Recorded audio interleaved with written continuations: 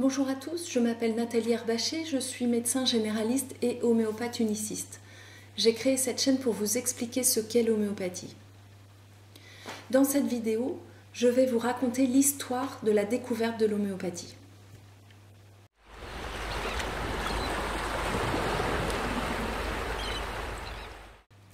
L'homéopathie a été découverte par un médecin chimiste allemand né le 10 avril 1755 qui s'appelle Samuel Hahnemann. Hahnemann, déçu des résultats obtenus par la médecine qu'on lui avait enseignée à la faculté, chercha toute sa vie un moyen d'obtenir des résultats plus satisfaisants auprès de ses malades. Il travailla dans différents endroits et enrichit ses connaissances dans des domaines divers et variés. La physique, la botanique, la métallurgie, l'astronomie, etc.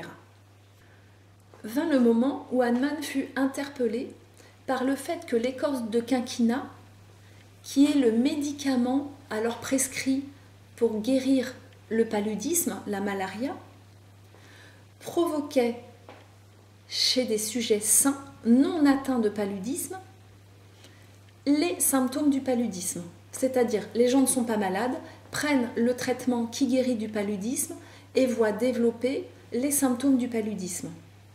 Hahnemann reconnaît là la loi de similitude, qui est connue, elle, depuis plusieurs siècles déjà. Mais il eut l'intuition que cette loi, offerte par la nature, pouvait être une clé thérapeutique majeure.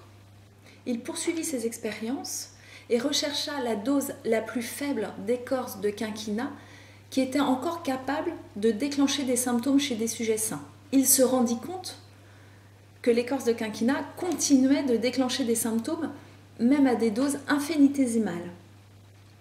Il poursuivit ses expériences en dynamisant le médicament. Et là, il observa que le fait de dynamiser l'écorce de quinquina potentialisait les effets du médicament chez les sujets sains. Ainsi, petit à petit, il a décrit ce qu'il a appelé la loi des semblables.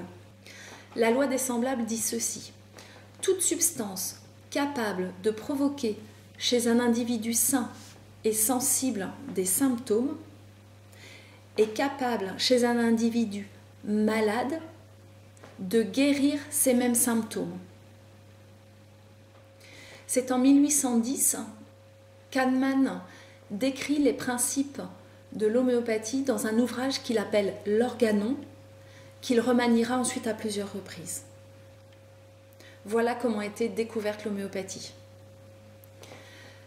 Dans la prochaine vidéo, je vous parlerai des différents conditionnements des médicaments homéopathiques, sous quelle forme nous pouvons les trouver et à quels endroits. Je vous remercie.